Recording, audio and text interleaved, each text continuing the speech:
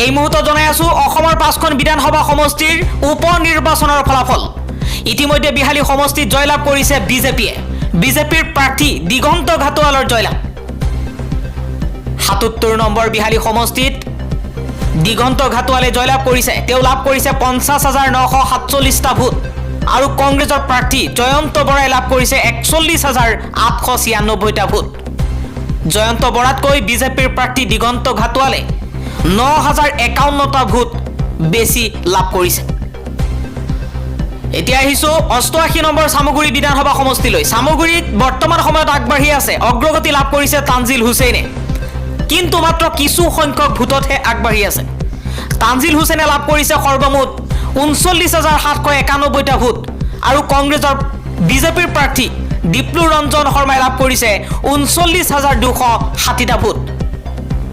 বিজেপিৰ প্ৰাৰ্থী দীপ্লু ৰঞ্জন শৰ্মাতকৈ তানজিল হুছেইনে ৫৩১টা ভোট অধিক লাভ কৰিছে দীপ্লু ৰঞ্জন শৰ্মাতকৈ ৫৩১টা ভোটত অগ্ৰগতি লাভ কৰিছে তানজিল হুছেইন ১১ নম্বৰ ধলাই সমষ্টিত অগ্ৰগতি লাভ কৰিছে বিজেপিৰ প্ৰাৰ্থী নিহাৰ ৰঞ্জন দাসে লাভ কৰিছে ৩৬,৪১২টা ভোট আৰু কংগ্ৰেছৰ প্ৰাৰ্থী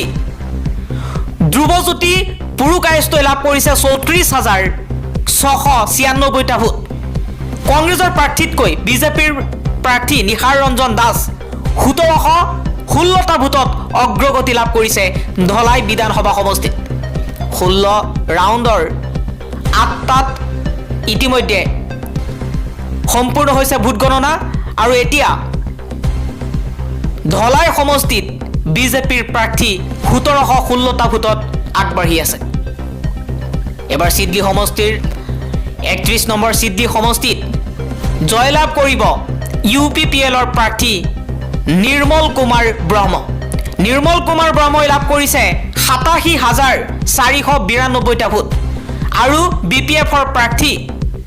শুদ্ধ কুমাৰ বসুমতাৰীয়ে লাভ কৰিছে ৫৩,০২৭টা ভোট BPFৰ প্ৰাৰ্থীতকৈ UPPLৰ প্ৰাৰ্থীয়ে ৩৪,৪৬৫টা ভোটত অগ্ৰগতি লাভ কৰিছে এক প্ৰকাৰ UPPLৰ প্ৰাৰ্থী নিৰ্মল কুমাৰ ব্ৰহ্মৰ জয়লাভ নিশ্চিত আৰু দুটা ৰাউণ্ড আছে ২০টা ৰাউণ্ডৰ ১৮টা ৰাউণ্ড সম্পূৰ্ণ হৈছে আৰু দুটা ৰাউণ্ড ঘোষণাৰ পাছতেই ফলাফল ঘোষণা কৰা হ'ব সিডলিত UPPLৰ জয়লাভ সিডলি সমষ্টিত কংগ্ৰেছৰ প্ৰাৰ্থী সঞ্জীৱ ৱাৰীয়ে লাভ কৰিছে মাত্ৰ ৭,০০০ ভোট ৩২ নম্বৰ বঙাইগাঁও বিধানসভা সমষ্টিত অগ্ৰগতি লাভ কৰিছে অসম গণ পৰিষদৰ প্ৰাৰ্থী দীপ্তিমাই চৌধুৰীয়ে লাভ কৰিছে ৬২,৫৮০টা ভোট আৰু কংগ্ৰেছৰ প্ৰাৰ্থী ব্ৰজেনজিৎ সিনহাই লাভ কৰিছে ৩৪,৯১৬টা ভোট কংগ্ৰেছৰ প্ৰাৰ্থীতকৈ অসম গণ পৰিষদৰ প্ৰাৰ্থীয়ে ২৭,৬৬৪টা ভোটত অগ্ৰগতি লাভ কৰিছে ১৮টা ৰাউণ্ডৰ ভিতৰত ১৫টাত ইতিমধ্যে ভোট গণনা সম্পূৰ্ণ হৈছে বঙাইগাঁও সমষ্টিটো এতিয়া অসম গণ পৰিষদৰ হাতলৈ যাব আৰু মাত্ৰ কেই মিনিট পাছতেই ফলাফল ঘোষণা কৰা হ'ব এতিয়া আহিছো ঝাৰখণ্ডৰ বিধানসভা সমষ্টিলৈ ঝাৰখণ্ডত ইণ্ডিয়া এলায়েন্সৰ জয়লাভ হ'ব বৰ্তমান সময়ত অগ্ৰগতি লাভ কৰিছে ইণ্ডিয়া এলায়েন্সে ঝাৰখণ্ডত মেজিক নাম্বাৰ হৈছে ৪১ কিন্তু মেজিক নাম্বাৰ অতিক্ৰম কৰিছে হেমন্ত সোৰেনৰ ইণ্ডিয়া এলায়েন্সে কংগ্ৰেছ আৰু হেমন্ত সোৰেনৰ ইণ্ডিয়া এলায়েন্সে ৫০খন আসনত অগ্ৰগতি লাভ কৰিছে ঝাৰখণ্ডত বিজেপিয়ে মাত্ৰ ২৯খন আসনত অগ্ৰগতি লাভ কৰিছে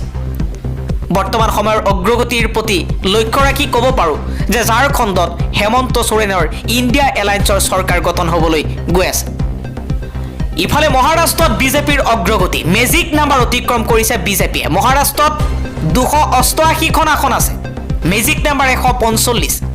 কিন্তু মেজিক নাম্বাৰ অতিক্ৰম কৰিছে বিজেপিয়ে ২১৩খন আসনত অগ্ৰগতি লাভ কৰি আছে MVA